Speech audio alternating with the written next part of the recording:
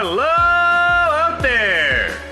It's time for the Hockey Minute, your source for all of today's hockey news with some opinion. Strap in for the fastest news in the NHL. This episode is proudly brought to you by fucking nobody. We don't have any sponsors. Now, here's your hosts, Brandon and Ryan. And here we are. I am your host, Brandon, and with me, as always, my co-host, Ryan. How you doing, Ryan? Yeah, I'm doing well, man. I'm out of quarantine officially, so I'm excited. I'm clean bill of health. I can actually wander outside now, and when you live alone in a basement suite, you go a little bit crazy. So I'm excited to be out and about now. And how about you? Are you feeling good? Everyone, family's healthy? Oh, everybody's good, buddy. I've been practicing this self-isolating for years, so this is nothing new to me. Okay. Today is going to start a special 3-part series on the NHL Trophy race. Today we're going to talk about the Selke, but first, what better place to get started than with the Norris? So the Norris is awarded to the defenseman who demonstrates throughout the season the greatest all-round ability in the position. Named after the team owner, James E. Norris, and the winner last year was Mark Giordano. So who's your pick, Ryan? Who's looking good? Well, I think, I'm going to have to call BS on that best all-around defenseman. Giordano, I think, earned it last year as all-around, but, last several years we've seen more of a trend of the offensive defenseman, and maybe some of those guys were lacking a little bit. That said, I hate to say that because John Carlson plays for my favorite team, but he had 75 points in 69 games for the Washington Capitals. And I think after the first 2 months of the year, it was pretty obvious that at his pace, he was on pace for 90-plus points, that he was going to be kind of I would say a surefire winner. I don't see how you can disregard. I think part of the Norris as well is there's a bit of a reputation aspect to it because we saw guys like Victor Hedman, dominate for several years before he finally won it. So Carlson's my pick, and I think this is going to be probably the only award that there's no real debate, although you can make a case for a couple other guys. Victor Hedman, like I said, he had 55 points this year as well and plays a great 200-foot game. Seth Jones, I know he got hurt, but he's another guy that I think one day will win. But Carlson not only had 75 points and quarterback's one of the best power plays in the league, but he had only 26 minutes in penalties. So there's not really, a liability side to his game in terms of taking too many penalties. And, his defensive play, he leaves a little bit to be desired. But with the way the game's going and everything trending, I don't really think it's fair to dock him marks for maybe some defensive deficiencies when we've seen guys in the past win the Norris and just do so mainly on points. So Carlson's my pick. I don't know. How about you? What are you thinking? Yeah, it's really hard to go away from John Carlson this year. He's had an absolute outlier of a season. I don't think there's any other way of looking at it. And you'd have to go back, 20, 25 years to find another defenseman who's been as prolific in scoring. And I totally agree. It's not about the best all-around defenseman. They almost need to scrap that portion of the award or maybe split it up into being something like the best offensive defenseman and best shutdown defenseman. I'm not sure what the split is, but yeah, you're right. The only other defenseman I would mention is Roman Josi, who's had just an incredible season. And I think on any other year, he wins the Norris walking away. He's got 65 points in 69 games. Nice. And he's essentially on a team that's drastically inferior to the Washington Capitals, right? Nashville may consider themselves a contender, but they're, mid-tier kind of at best right now, and still Yosi's putting up just unreal numbers as well as being kind of a stalwart defensively. So, but my pick would still end up being John Carlson, and I think it's going to be fairly unanimous for the year. Yeah, and to your point about Josi too, like he signed that new deal, I think in end of October, and it was amazing to see some of the reactions that people had thinking that was going to be maybe a bad contract. He certainly lived up to it, and I think if he's playing anywhere else other than Nashville, if he's in a bigger market, we might be talking about him as a Norris favorite every year. Yeah, that's actually a really good point. Like if Roman Josi, if he played in Toronto, he'd be on the cover of NHL 21. He'd sponsorships left, right, and center, and he would be impossible to get away from all the Roman Yossi talk, and right now he gets to be quiet, just hang out in Nashville and listen to his tunes. Yeah. All right, so it kind of sounds like you and I are on the same page here, at least for the Norris. I think so. So next up, we're going to be talking about the Vezina, a trophy that both Ryan and I have absolutely zero expertise in, and we will be doing our best. I feel like most people, when they vote on the Vezina, I think they probably feel the same, as it's voted on by the league's GMs and awarded to the league's top goaltender, named after the goaltender George Vezina. Last year's winner was Andrei Vasilevsky. Who's your pick this year, Ryan? Well, you're right. I really don't know how you define who the best goaltender is, because I think there's an argument anytime you look at stats about, is this goalie great because of the team he plays for, or is the team great because the goalie is phenomenal? And this year I think we narrowed it down to a couple different guys. My pick was Tuukka Rask, and I wanted to spare you the toughness of talking about a Boston player, since I know you're a diehard. But you know what, the stats don't lie, and this is just my limited knowledge on how they vote for the Vezina. But Tuukka Rask had the best goals against average in the entire league, 2.12 goals against. Was second in save percentage, .929. First was Anton Hudobin, who had a .930. Rask also had 5 shutouts, and Boston currently is sitting on top of the NHL.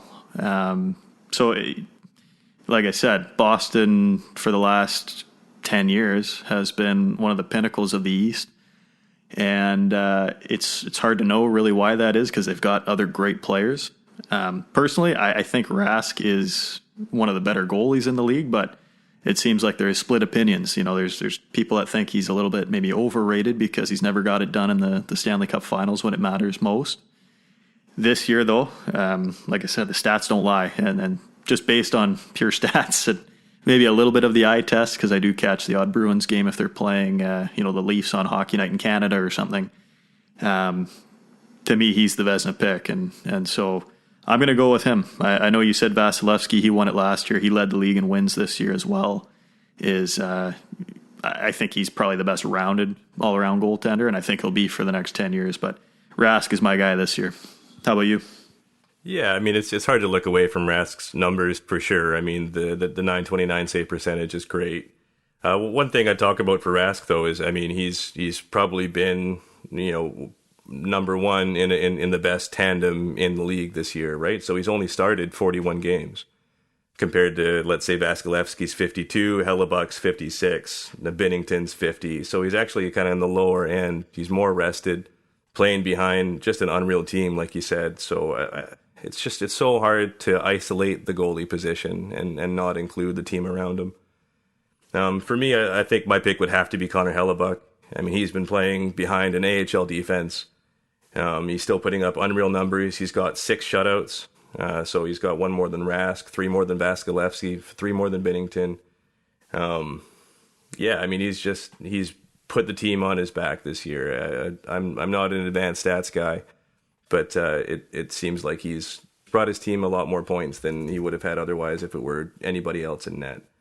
And so, I mean, to me, it's almost the Grant Fuhr model, right? It's like win, right? Like it really, that's the end. It's like, if you are you winning? Are you a goalie that's helping your team win? Numbers are great, but they're team numbers as much as anything. So for me, I think I just have to go with Hellebuck for how much he's dragged this team into the fight.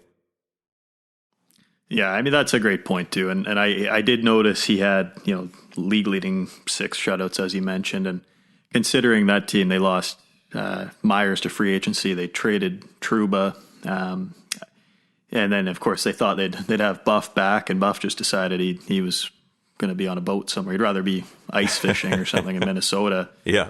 Hellebuck, I definitely think he deserves at least a nomination, and for no other reason than currently Winnipeg's in a playoff spot in the toughest division in the entire league, and he's a big part of that. And the Jets, they've got players that have stepped up and done the best they can. But I mean, I think at the beginning of the year they had their defense core. They had like 3 or 4 rookie defensemen, and and he stepped up. And I think the last couple of years, I haven't really followed Winnipeg, but he, looking at his career numbers, they're not half bad. So, I mean, it's nice for Winnipeg to know they probably have a good franchise goaltender currently playing for them. I mean, he's a pretty young guy in terms of goaltenders as well. Yeah, I mean, I've heard Paul Maurice speak about him quite a few times, and this guy just wants to be the best in the world, right? He thinks he is, and he just hasn't proven it yet, essentially, which is, I think, almost as much as anything, the attitude that you need to be a number one. So, yeah, they're set for goaltending. And just one additional point for Winnipeg is they've had Lucas Spiza as like a top 4 defenseman for them all year, which should prohibit anybody from being in the playoff race. So I think that should be the only thing that matters for handing out the Vezina this year to Hellebuyck, and they should give him a cape or something too, because that guy is just brutal. Hey, I'm pro Lucas Spiza because if you go back, you watch the 2018 finals. Guess who gave the puck up that led to Lars Eller's game winner in Game 5? So I know Vancouver fans. We're both in Vancouver, and I remember the memes of Lucas Spiza or Luca Pizza or whatever. But yeah. But hey, he served up a great one that game. So I'm pro Luca, but I hear what you're saying, and I mean Spiza I think was picked up mid-season too. Like that's how bad it was getting in Winnipeg, and so. For Hellebuyck, I think he did a lot more than Tuukka Rask. I think he had to do more than Rask had to do. I think he had to do more than Vasilevsky. And I mean, even, I mentioned Hudobin too. Hudobin had one of the best goals against average as well. Right? Maybe we should give him a shout out, but absolutely. I mean, Dallas too. Like Dallas is not a bad team necessarily. And I think Hellebuyck pretty much dragged the team into the playoffs. Yeah, that's actually a really good point. Like I think Hudobin's good stats kind of go to indicate how good the team is in front of him, right? Like that, you could almost add a 0.1 to both goalie save percentages because of the team that they're playing behind, right? Yeah. All right, I think it's time for us to get into the Selke Trophy. The Selke being awarded to the forward who best excels in the defensive aspects of the game, named after general manager Frank Selke, and the last winner was Ryan O'Reilly. Ryan, who's your pick this year for the Selke?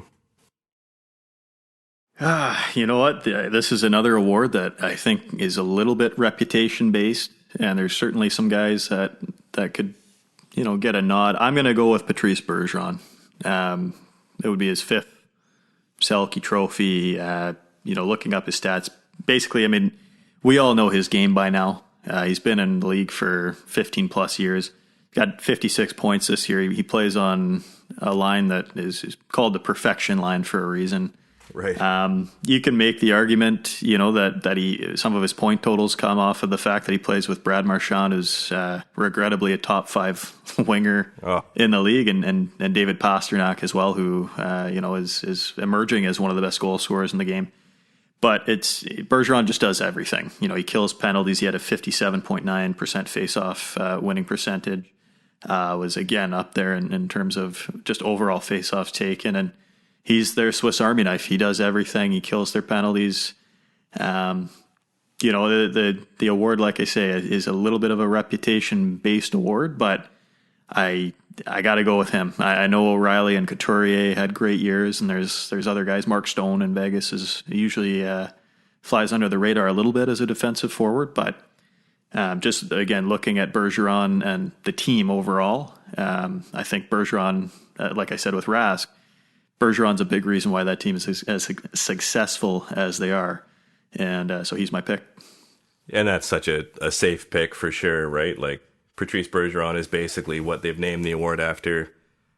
Just like you said, he's had the ability of playing with so many good line mates in Boston. It's almost the same issue the same reason that I wouldn't give Rask the Vezina is that he's just playing with too good of a team around him. Not that that's much of an argument for my pick, which is Ryan O'Reilly, right? He's obviously he's playing on a stacked team as well, although his line mates aren't quite there. But I mean, for him to be the number one shutdown center with a bullet on that team and finish the season with 10 PIMs, like that's silly. Like that's special to be able to do that. I'm pretty sure he's right up there in takeaways. He's playing top line minutes, and then while he's putting up 61 points in, I believe, 69 games. Yeah, it's just for me, it's hard to discount kind of his impact on the game. And whereas Patrice Bergeron is expected to score a bit more, I would say, even though he is still on that shutdown line, Ryan O'Reilly put up more points on a worse line. Like it's pretty special.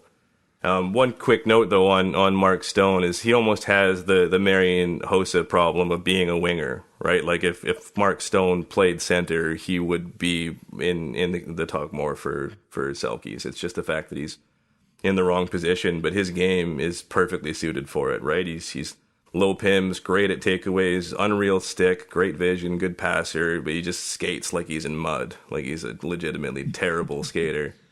But he's managed to use his smarts to kind of get him around, which is usually kind of the indication of a Selke player, right? Is they're one or two steps ahead of what's happening, which is what you could always say about Mark Stone. So I just wanted to give him his due. Well, would you rather have a guy like Mark Stone, who, like you said, I mean, he skates like me, but would you rather have a guy that thinks the game so well and can anticipate plays, or would you rather have a guy who maybe lacks that hockey sense, but just flies around the ice? May I introduce you to Jake Virtanen?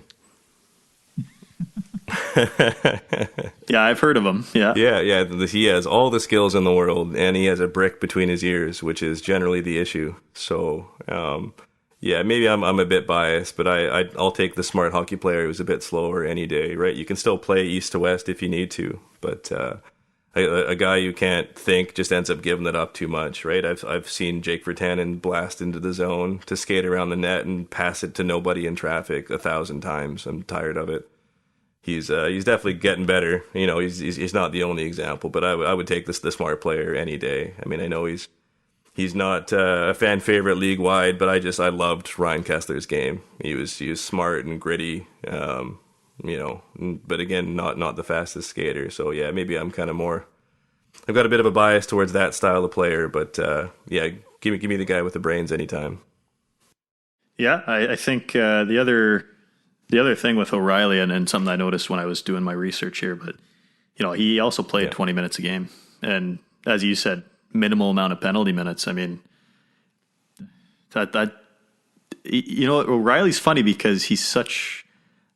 I don't want to say underrated. I think everyone knows how good he is, but for years, like, he was getting trapped because he held out for a contract, right. And then, he had the comments in Buffalo and everything, and yet everything that I've heard of him, he's just the ultimate teammate, and that's evidenced by, watching the Cup final last year, there was no better player. Like, he deserved that Conn Smythe as well. So, for sure. I think it was kind of a 2-horse race, I think, when we were doing our research on this, but.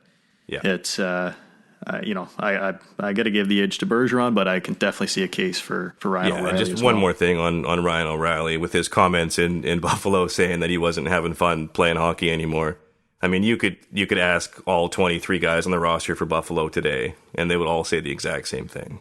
Like, he wasn't wrong; he was just honest, right? You can't fault a guy for that. We bitch and complain that players give these, standard stock answers, and then when they actually show personality, they get bitched at more. So I don't know what people are expecting. Oh, I love it. I love the chaos. Well, that about wraps up part 1 of the NHL Trophy race. Thanks everyone for listening, and we'll catch you next time on the Hockey Minute. We'd like to take a second to thank you, the listener, for joining us. And a big thanks goes to our writers and production team, Jules, Mark, and Matt. We couldn't do this without you. That's going to do it for us. This is Brandon and Ryan. We'll talk to you next time on the Hockey Minute.